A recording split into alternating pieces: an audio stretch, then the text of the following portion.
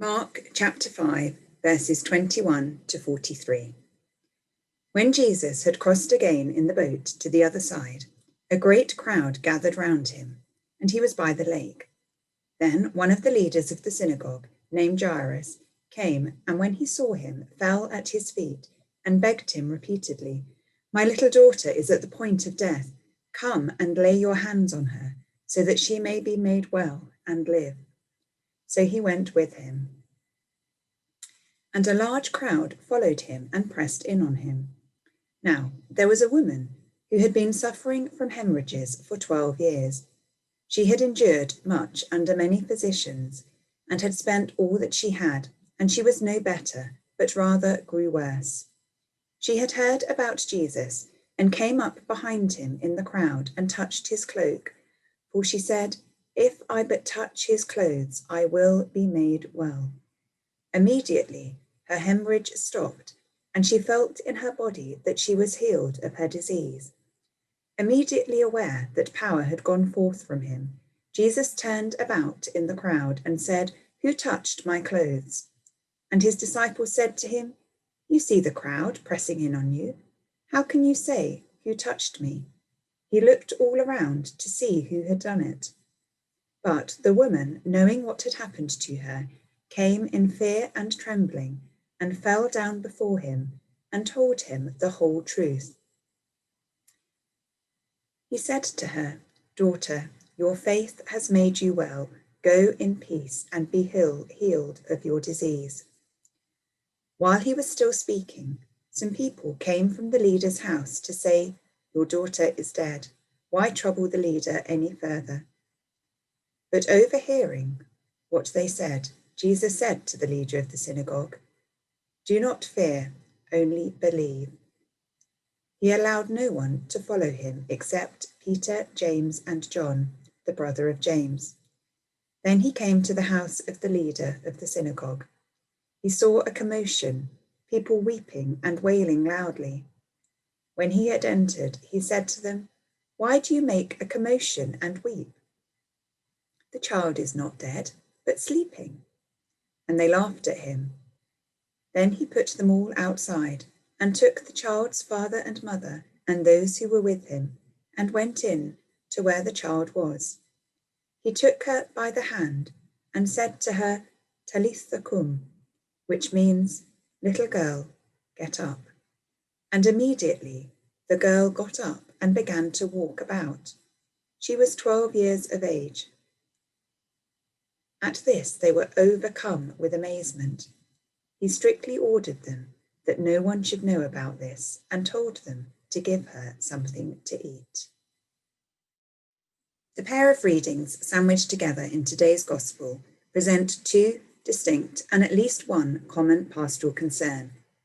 Like every healing miracle, in common they raise the personal, existential question, will I be healed? Or will my partner, parent, child, friend, whoever it is, will they be healed? Almost all of us must confess some ailment, be that physical, spiritual, psychological, or interpersonal. All of us have some ailment in us and in our communities that ache for restoration. Yet I suspect we have all experienced the reality that some are healed and some are not. The synagogue's daughter was raised, but other children die. A desperate woman plagued by years of illness was restored, but equally desperate men and women are not. There are no easy answers to this. We know that we do not always see healing in the way that we would like to. I'm sure I'm not the only one to have prayed for healing, and yet to still watch someone die. When I was reading around this text, I read part of a story that I want to share with you. The author wrote this: "I have a friend, a man of deep faith, who was diagnosed with Parkinson's when he was still in his 50s. He and his wife prayed that he might be healed. 20 years later, he is in the last debilitating stages of the disease. Nevertheless, he once told me that his prayers had been answered he said in all sincerity, I have been healed, not of my Parkinson's disease, but I have been healed of my fear of Parkinson's disease. The two biblical accounts of healing that we heard today may well raise the question for you, does prayer work? If by this we mean, do you get what you pray for? The honest answer will sometimes be, not always. Pray as we may, we all know that not all prayers are answered in the way that we pray them. It may be helpful to remember that prayers for healing are not simply utilitarian. In other words, prayer is not simply a matter of seeking to bend God's will to our will, our needs, our hopes. More profoundly, to ask something of God is to edge into deeper relationship with God, and in doing that, we are changed. Many of you will remember Carolyn, who was curate here, and I remember a particular sermon she preached, and I took some notes on it at the time because I was very struck by it, and it's very pertinent for today. So in this particular sermon, Caroline asked us what we thought the most common command in the Bible was. And after some suggestions, she told us that it is, do not be afraid. She reminded us that the Bible constantly tells people not to be afraid. 365 times to be exact. And in the Gospels, the command not to be afraid comes 125 times. And even the commandment to love God or to love neighbour as a command only comes 80 times in the Gospels, compared to the 125 times, do not be afraid. If quantity is any indicator, therefore, God takes our fears seriously. The one statement he made more than any other was to tell people not to be afraid. Here within our gospel reading today, Jesus says to Jairus, do not be afraid. These two stories within our passage today, one story placed inside the other in what is sometimes called a Markan sandwich. The flavour of the outer story adds zest to the inner one. The taste of the inner one is meant to permeate the outer one. The outer story is about Jairus, one of the local synagogue presidents, and his 12-year-old daughter. The inner story is about a much older woman who for the same 12 years had suffered internal bleeding. Both stories are about fear and faith and the power of Jesus to take us from one to the other. To the woman, Jesus says, your faith has made you well. Go in peace. And he says to Jairus, do not fear, only believe. In other words, do not be afraid. Have faith. Your faith has made you well. Was it Jesus' power that rescued the woman or her own faith? Of course, it was Jesus' power, but he says, your faith has made you well. Clearly, the faith of the woman had a part to play in this. Faith is the channel through which God is able to work in our lives. In faith, we trust in God and allow him to shape, remold, transform us.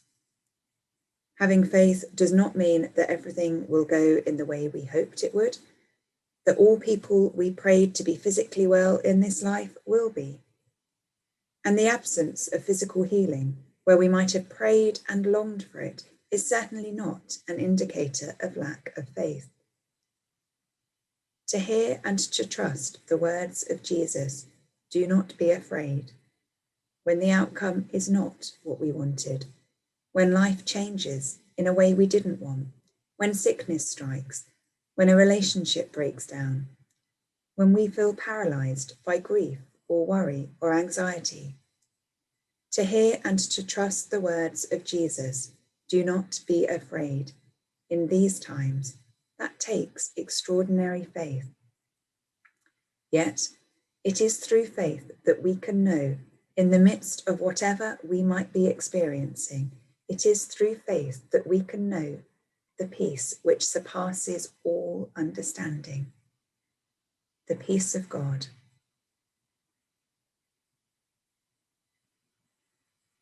In what places in our lives might we need to hear the words of Jesus speaking to us? Do not be afraid. In baptism, we pray that candidates would grow in faith. What about us? Is our faith still growing? What might we need to nurture our faith? Hear the words that Jesus speaks to you.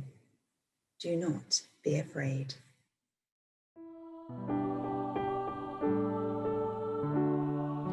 Do not be afraid, for I have redeemed you. I have called you by your name. You are mine. When you walk through the waters, I'll be with you. You will never sink beneath the waves. Do not be afraid, for I have redeemed you. I have called you by your name. You are mine. When the fire is burning all around you, you will not be consumed by the flames. Do not be afraid, for I have redeemed you. I have called you by your name. You are mine. When the fear of loneliness is looming, remember I am by your side. Do not be afraid, for I have redeemed you. I have called you by your name. You are mine. When you dwell in the exile of the stranger, remember you are precious in my eyes. Do not be afraid, for I have redeemed you. I have called you by your name. You are mine. You are mine, oh my child, I am your father, and I love you with a perfect love. Do not be afraid, for I have redeemed you. I have called you by your name.